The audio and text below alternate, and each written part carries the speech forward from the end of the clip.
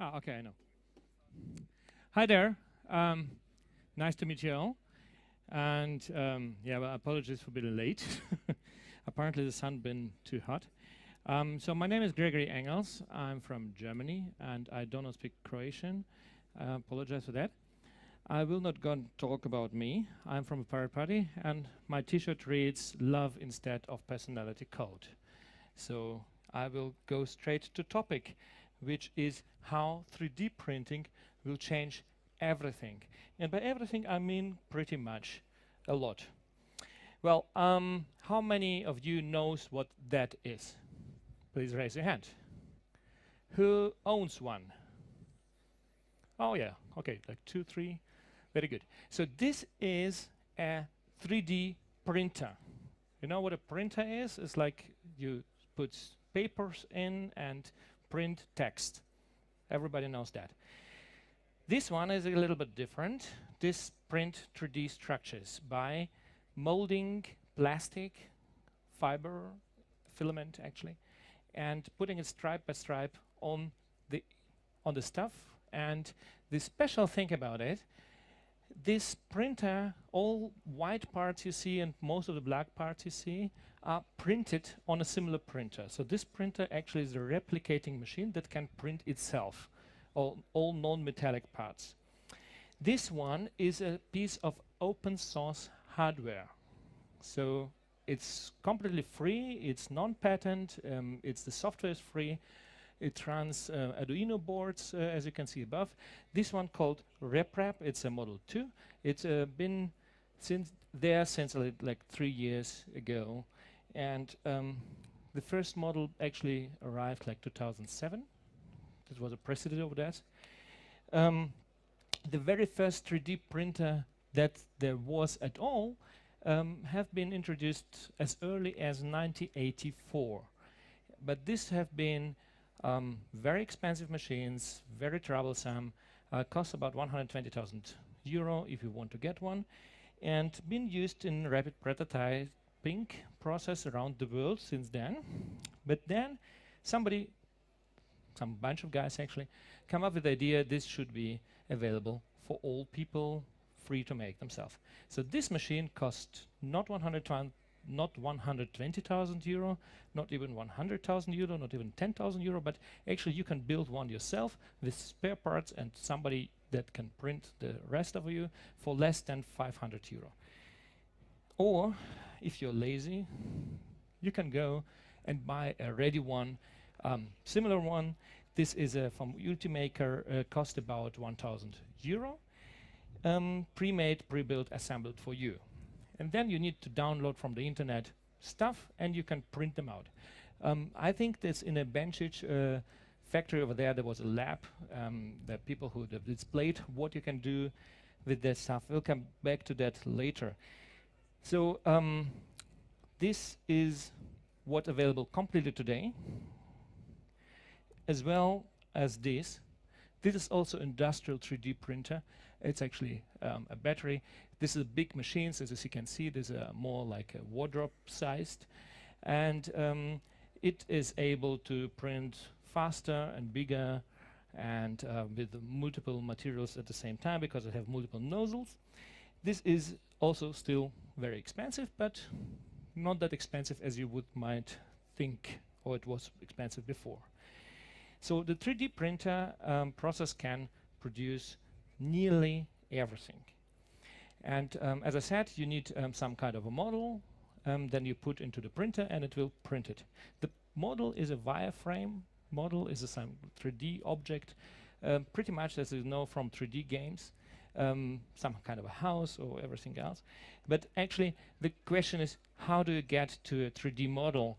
Is traditionally you hire someone or you're able to do it yourself. With 3D artist tools, there are some of them free available, some of them commercial. So you tinker a lot and you create some kind of a model that you want to have printed or rendered. For easier way to go is brand new. This arrived this week, cost 1,100 euro at stock. You can order it, including shipping. I'm not related to company anyway, but this is a 3D free sculpt. This is a printer, as I said before, for home use, which also include a 3D scanner. So you can put any object inside it. It will laser scan it or takes photographs kind of from different sites. I don't know how the magic actually works. I don't care. It will throw up a perfect copy of that object. This is 3D free sculpt. And I have a slide in the end with all the URLs of the stuff I used. So this is, and as you can see, is printing, well, some kind of a bunny head. And usually, so to give an idea, the most stuff had been printed today at home is contained of a kind of a plastic that is very similar to packaging of a yogurt, right? So some kind of a cheap plastic that's kind of hard, but it's plastic. But 3D printing is not limited to that. So a lot of people hear 3D printing and thinking, okay, I will go talk about rip wraps and about how cool they are. They're totally cool, absolutely. But I am, as a politician, more interested in implications, what it does mean for all of us. And I want to give you an idea of what is available today, what we can do today with printers, what we'll be able to do tomorrow, maybe next week, maybe next year, and from there on. So the first one that might surprise you, it's not necessarily have to be plastic. So this one is actually silver jewelry that is printed, and then you can order online with your own model by Shapeways, as it says in the low end. Well, actually, it's a little bit.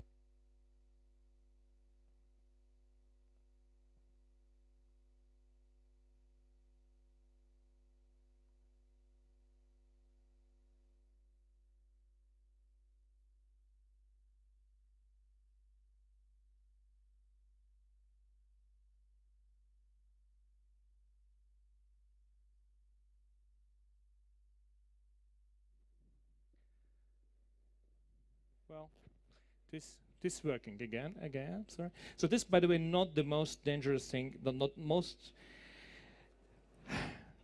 The worst thing that ever happened to me is I gave a presentation that my motherboard actually died, and in the middle of presentation, and it was completely dead, and I had no slides. Well, it's not about the slides, about what I talk. So actually, this is a little bit cheating because it's not really completely printed. It is a kind of a three-way process. First, it's been printed, is a plastic model, then it's been some kind of polished, then it's been created a mold in a ceramic, and then it's been produced with like a silver bin, molten and put into the form. But nevertheless, you have just a wireframe model that you send into the internet to somebody, and you get a same printed out version in silver. How cool is that? This is pretty nice coloring.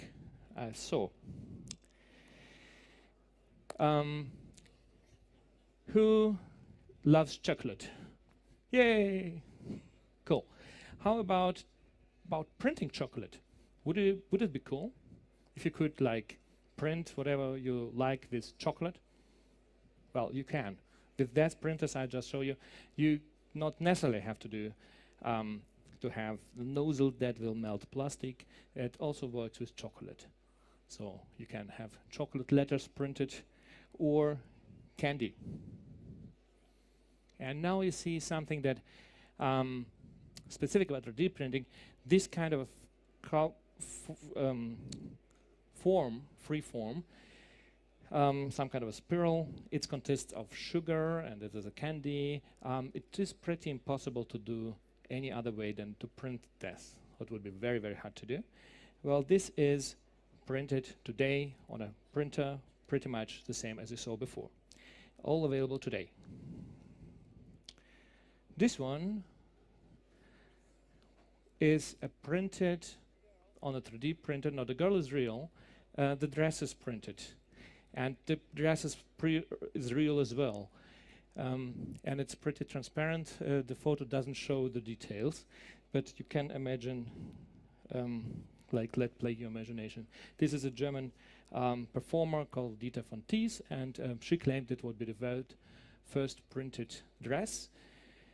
Some other people say, oh, okay, it's not the first, we had something done before, and so on and so on, but pretty much you can print it. This is plastic, of course, up to certain levels. How about shoes? So those are ugly, right?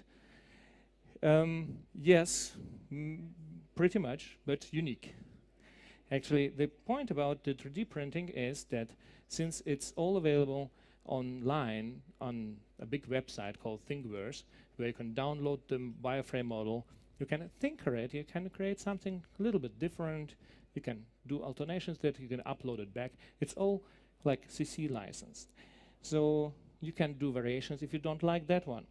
And a company called Nike, I just show you it for to give you a bigger picture of what 3D printing can look like. I define this as 3D printing. Actually, this is a Nike ID campaign where you can create completely customized shoes from Nike. So they have several models, and then you can start customization now, create your own color, and you're not limited to colors, so you can use all the full 64,000 colors they offer you. You can create some patterns, and you can even go exclusive and say nobody else, but you could have the same design. So some high performance sportsmen do have their own shoes printed under Nike ID. The point is why this is special is you always could have, of course, somebody made custom shoe for you, but it would cost you more, like in the area of 10,000 euros. This one is available for 250 bucks. And it may be expensive, but it is completely yours. So pretty much chance that nobody will ever have the same shoe, wearing the same shoe that you have ordered online. But they're still limited to certain models. So this is one, but you can order this today. What you will be able to order tomorrow is something like this. This is another shoe company, so I'm not limited to Nike, not all. This is New Balance. It's an American company, and this is a 3D printed shoe. Well, actually, it's not exactly printed in the same way that you've seen before. This is called laser sintering. Well, I don't have no fucking idea what that means. But to be clear, it's something to do with lasers and high energy, and you get a perfect shoe that fits your shoe if you have scanned it previously in 3D. And you can also apply your own design and colors and everything. So this is completely custom made to fit your shoe, to fit your feet. But come on, I don't actually walk that much. I don't like walking. You can see. How about a car? This is a completely printed 3D, in 3D, completely printed car that is actually exists in reality. The print is a little bit bigger that printed it, and actually also the old parts of it, including the resin and including the transparent plexiglass parts, are all printed and then assembled. There still have to be a human who assembled it. This exists today. It's a small company. I haven't forgot the name. I'm sorry. Just to give you an idea about what can be imagined. And the other cars manufacturers all do pretty much the same, but they only use this as a prototype process. So they print the external parts of the car and see how they fit, and then they destroy them. Nobody got ever to see that because this is confidential as hell. But this is actually, guys, they're collecting money on Kickstarter right now for a second generation of that car, and this is a two-seater. But then, hell, you could, if somebody would create an open source version of that, you actually could download a car from the internet. How cool is that? Who wouldn't? Nobody. I thought that. Well, so this is also exists today. It's a multi-material printed PC speaker. So you plug it into your PC, and this is a speaker, and you see it contains some kind of a plexiglass and some wires, and this had to be assembled a little, but it is printed completely today.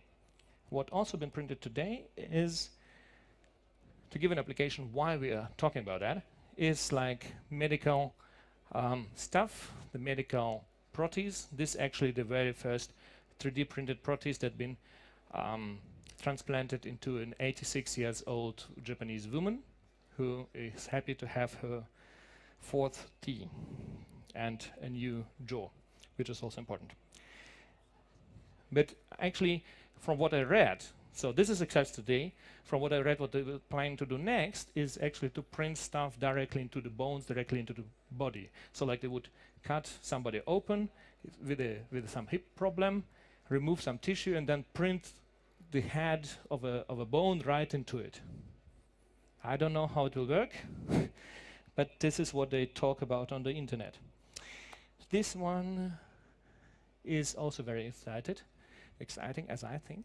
Well, I'm a geek and I studied physics. Well, this is a lithium-ion battery. Pretty much the same as you have in your mobile phone, except that this one is 200 micrometers long. So this one still needs some casing and filled with electrolyte, but actually this is a battery that you can print today completely on a logic board. So it still needs some manual tasks right now, but probably they're gonna solve that to do it the robotic way, to robotic assembly. So the way to print completely functioning devices out of a 3D printer is just around the corner. This is just they're solving some problems, but probably next year they will be completely there to print completely like a logic board equipped with all the chips and everything. And how I know that? See the next printer. This is called nanoscribe, and you saw before that we had 200 micrometers. This one is 20 micrometers structures long. So they're pretty neat. This is completely microscopic. It's actually thinner than a human hair, so you can imagine. And they are not 10 minutes. Okay, I'm speeding up a little. So so these what it's also this printed on the same printer. This 20 micrometers long, a model of an Empire State Building, and they now to scale up a little bit. This is a version that actually have been printed like last month, but they had some problems with legislation, so they printed next year. It calls a landscape house. It's designed by the Dutch architect Rusinel, and this is a structure that has been printed on site with concrete. Why they can do that directly? Because the concrete, new concrete has been invented that is like 10 times more stable than the last one, so it doesn't need iron armatures. So it can be done. So actually this is the printer how it looks like in nature. This is a structure 6 by 6 by 6 meters tall. And inside you see a printer head that can move and print concrete. Another idea of another group is to have like a spider board, pretty much like a concert camera that you see at the large festival concerts that fly around and can reach every point in area, and you just need to arrange some kind of a frame around it and then start printing. And with that you could have printed structures not only rectangular but any shaped. This is a concrete structure that had been printed on such a printer.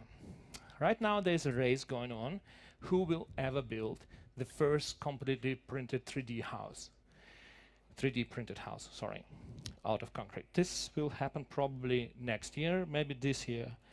In the meantime, there are some other projects like wikihouse.cc where you can download CC licensed wireframe models for a CNC saw mill and put some wood in it, and it will saw you out shapes that you can assemble into a house. This is today. And you can put back your own designs. This is a wiki. Well, the architecture they have taken up a little more thought what could be done, and creating, because they're not limited to rectangular forms, they're creating some very strange stuff, and they're either thinking about putting the stuff on the moon and print a moon base directly on the moon. How cool is that? Well, the not so cool stuff is, of course, people can misuse the technology. You probably heard this in the news. This is a printed 3D printed gun, which only have one metal part, which is in the middle, to actually fire the bolt. But please don't do this at home. This one is dangerous. This happens if you actually try to fire this. But nevertheless, the technology improves.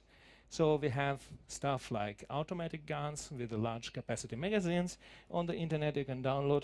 The next stuff you never heard yet of the news, the next what I predict will be the danger of 3D printed landmines, which these are actually printed for training of demining, but the next step is to fill it with real explosive, and you would not be able to detect them with metal detectors. It's bad stuff. Well, how it will be next future? You probably won't necessarily have a 3D printer at home, but you will know somebody with a 3D printer around the corner. This is a local print shop in Beirut. It opened like last month. This is the owner. This is how it looks inside. So he holds some structure that he prints for customers.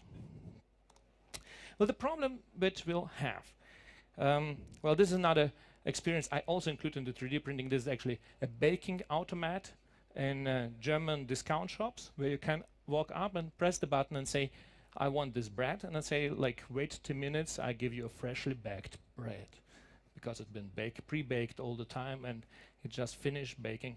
I call my kids, look, this is a replicator from Star Trek. Computer, one bread, please. Works. Well, the problem with that is that this is going to bring a lot of problems that we are, as a society, not equipped, as a legal society, not equipped to handle now. So the one obvious one is copyright. Copyright is not built to handle 3D printed objects. It's not even, it's not built to handle downloaded music from the internet. So how easy could this be abused? Just imagine. The next one is our tax system. Our tax system is ancient, actually. This is an example of a tax report from the Babylonians. This built on taxing labor. It's taxing work. If you do something, it been added some tax on that. The problem is, if everybody prints everything, then no factory is actually making anything. So where is the money? And this brings you to the next one. Since there's no work, as a part, I say we advocate for the introduction of a basic income. There is no real way, in my opinion, around this problem than to introduce a basic income that will give money to everybody. And as you see, this is some random picture of the internet. I don't know what its numbers are, but it actually has the less and less work in the world, in every country. And our taxation idea and our social welfare idea is that is some kind of a full employment future, that it will happen someday again, and then we all will be in work and everybody will be happy. Bad news, will not gonna happen. The same goes for trade system. Our trade system is heavily exploiting the fact that we can produce something somewhere else in the world way cheaper because the wages are lower, and then we move the whole bag shipwise back to Europe, to the United States, whoever you want, whoever lives. The problem is, if you print it locally, this will not going to work. So our whole taxation system, our whole taxation export-import economy will collapse. So because nobody will importing anything but the 3D wireframes and some raw materials, which is not enough to make it. So this is actually my talk. Now I talk about me. I'm a co-chairman of a Pirate Party International, city council in Offenbach, IT entrepreneur, I ran some companies, and I'm a geek. And one last word before we come to Q&A. Go and sign, please, change.org Tempora. It's available in certain languages, like 7 or 8 or whatever. And if it's not available in your language, please translate that. This is a petition to the European Union to stop Tempora. Thank you very much. Any questions?